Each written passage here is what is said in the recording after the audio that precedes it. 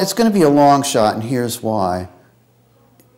She did file appeals and filed various motions on her own. All those went up through the courts and were denied. So, she can't relitigate that same issue again, or the same series of issues. So what's left is to apply for a commutation of sentence.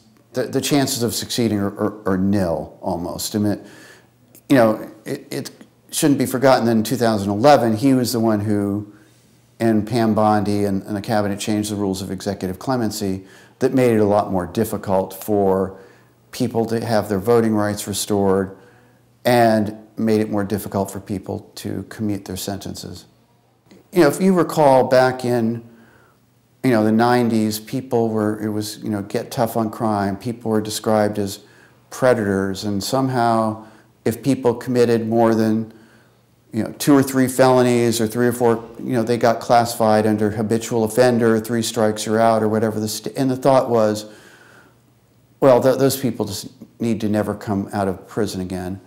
And over the years, I think we've come to see how damaging that is for whole communities of people, and in many senses, people of color.